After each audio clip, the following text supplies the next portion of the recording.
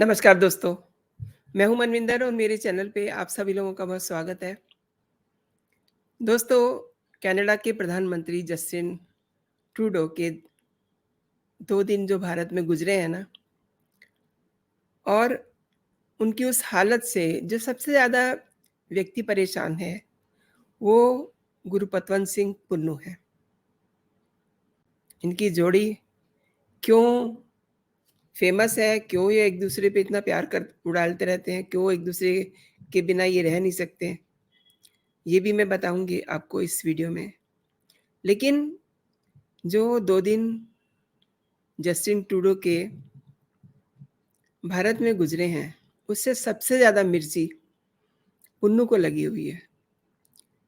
और पुन्नू को ख़ास तौर पे इस बात से भी मिर्ची लगी है कि भारत के प्रधानमंत्री नरेंद्र मोदी ने बहुत साफ शब्दों में इनको जस्टिन ट्रूडो को ये बता दिया है कि वो जो अपने देश में कर रहे हैं ना, उसकी कोई जगह नहीं है यहाँ।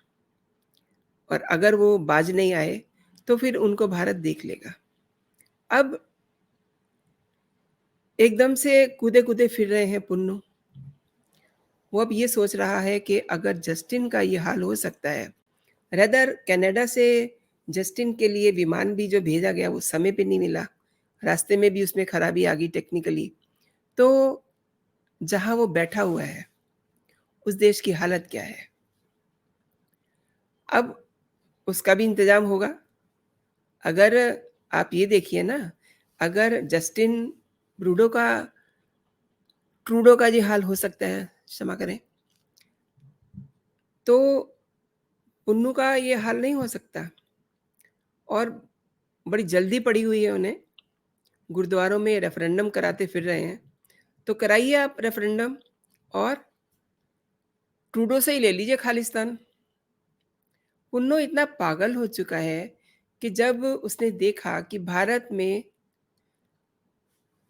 कनाडा की ज़रूरत नहीं है, भारत को कनाडा की ज़रूरत नहीं है, कनाडा को भारत की ज़रूरत है।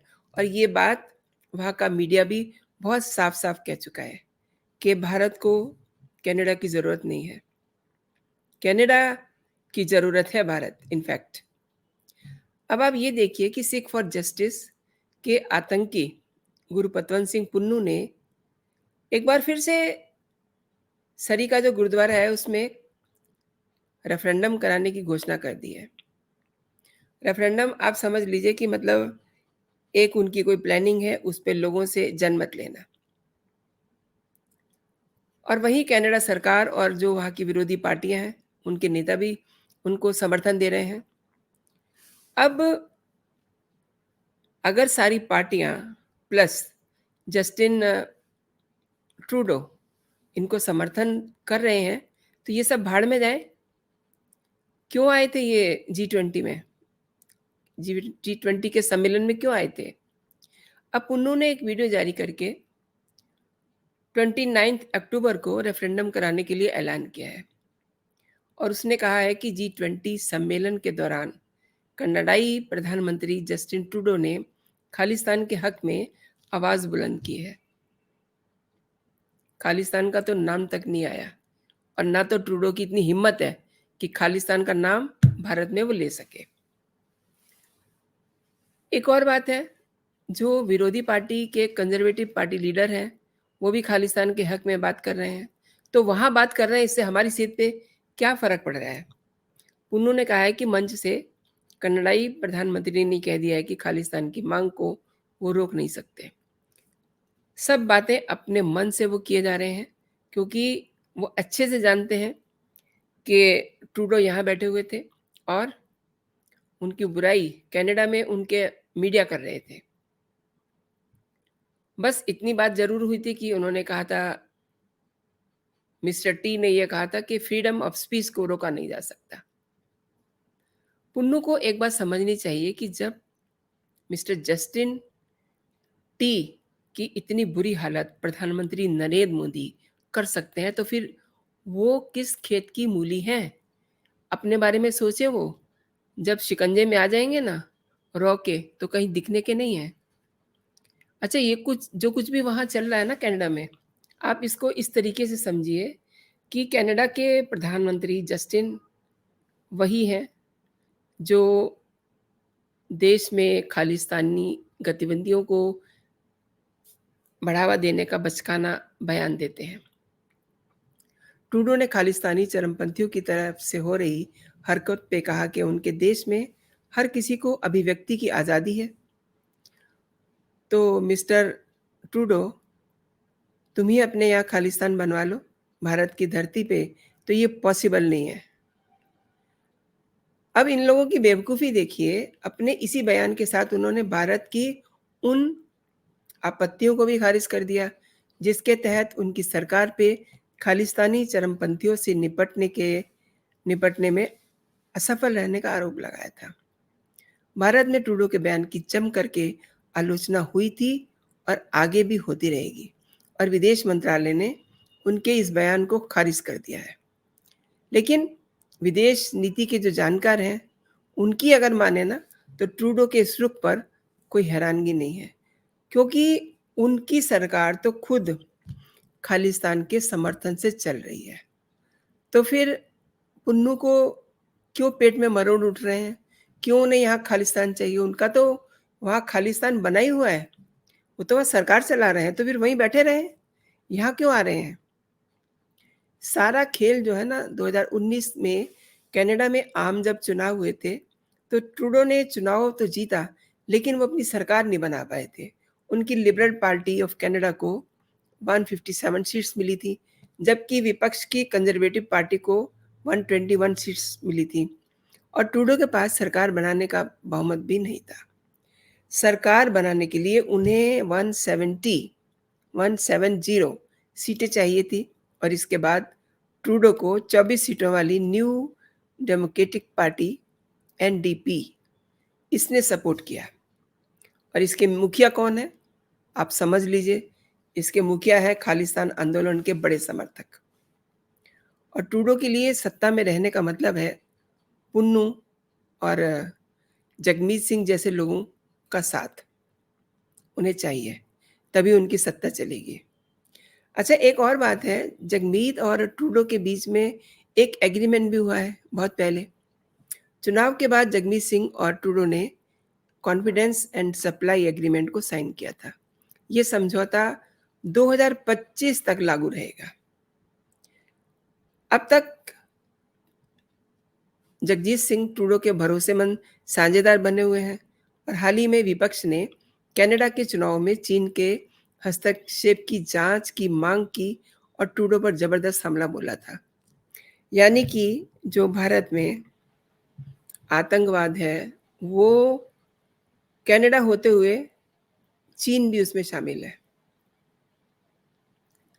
तो ये तो समझने वाली बात है ना। लेकिन आप ये देखिए कि ट्रूडो के समर्थन से सुरक्षित जगमीत सिंह भारत के खिलाफ और खालिस्तानी मुद्दे के समर्थन में आगे बढ़ते जा रहे हैं। इस साल मार्च के महीने में ही पंजाब में खालिस्तान अलगवादी अमृतपाल सिंह पर जब हमला हुआ था, उनका मामला गरमाया था, तब जब भारत ने वहाँ के इंटरनेट बंद कर दिए थे, तो ये लोग वहाँ बैठे हुए, कनाडा में बैठे हुए बड़े परेशान हो रहे थे। आपको क्या तकलीफ थी? इंटरनेट तो यहाँ बंद था पंजाब में, यहाँ तो किसी ने आवाज़ उठाई नहीं। आपने वहाँ किससे बात करनी थी? और ये सीधे पहुँचे ट्रूडो का दरवाज़ा खटखटाने के लिए। एक बात, दूसरी बात और, जगमीत ने जिस समय किसान आंदोलन चल रहा था, उसमें भी काफ़ी कुछ मदद की थी। ये सब यहाँ पता है सबको, और उन्होंने ये कहा था कि मैं जस्टिन ट्रूडो और लिबरल सरकार के नागरिक स्वतंत्रता के खत्म होने और कनाडा ब्रांड की सुरक्षा के संबंध में चिंता व्यक्त करने के लिए तुरंत अपने भारतीय समकक्षों से संपर्क करने की अपील करता हूँ। तुम्हें क्या ज़रूरत पड़ी है? तुम तो वहाँ बैठे हो। तुम्हें क्या मतलब है यहाँ किसी से संपर्क करने की?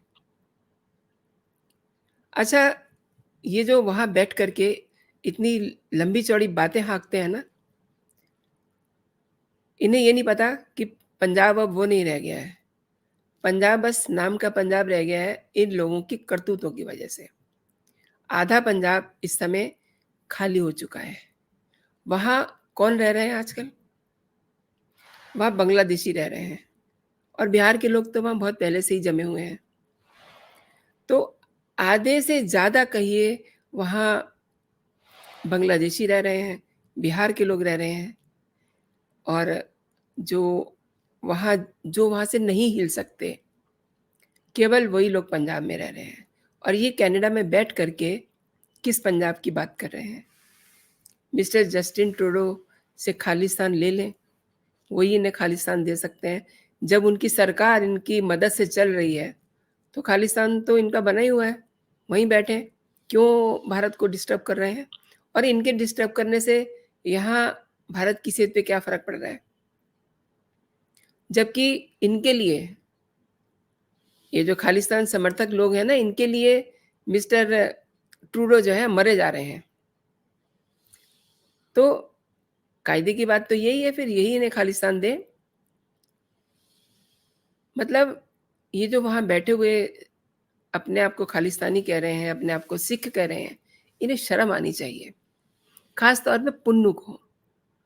अरे पुन्नू, तुम्हें तो सिक्खी की भी समझ नहीं है, पगड़ी पहनते नहीं हो, जो एक खालसा का रूप है, उसको तो तुमने कभी धारण नहीं किया, एटलीस्ट मैंने तो कभी नहीं देखा। न तुम्हें खालिस का अर्थ पता है कि खालसा पंथ और खालसा की स्थापना क्यों की गई थी। इस बात की अगर समझ होती तो वहाँ बैठ के तुम इतना ज्ञान नहीं बाँट रहे होते। और खालसा का मतलब है पवित्र, लेकिन मिस्टर पुन्नू तुम तो बिल्कुल अपवित्र हो, क्योंकि तुम तो किसी भी सिक्खी के जो 5 कक हैं, उनको भी तुम फ़ॉलो नहीं करते हो।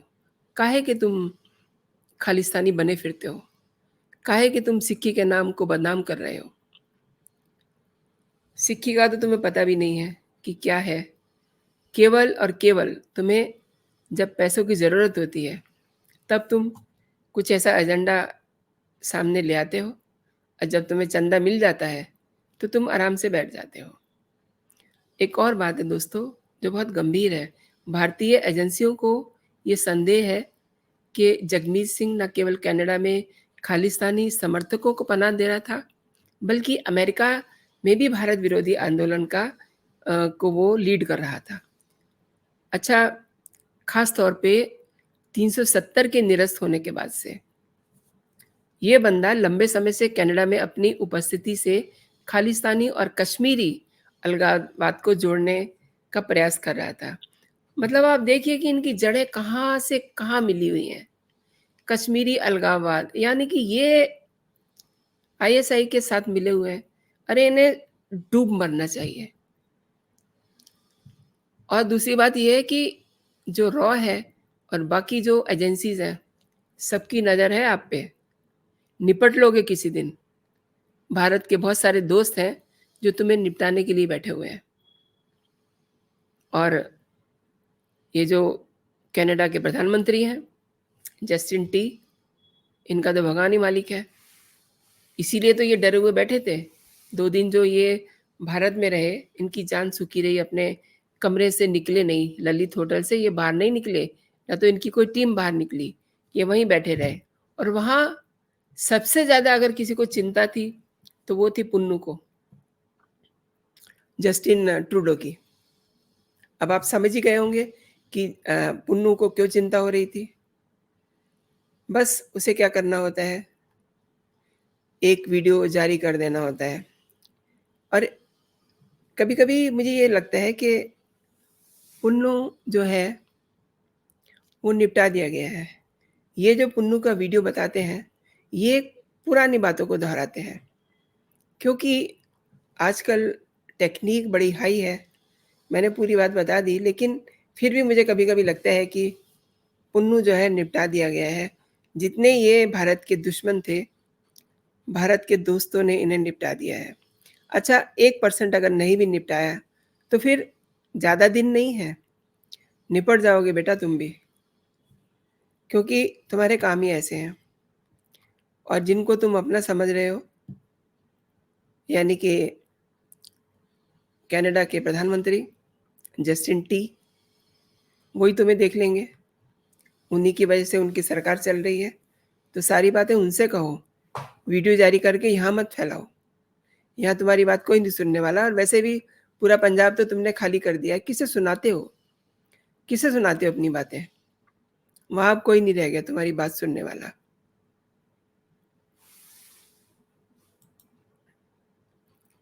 दोस्तों, ये वीडियो आपको कैसा लगा?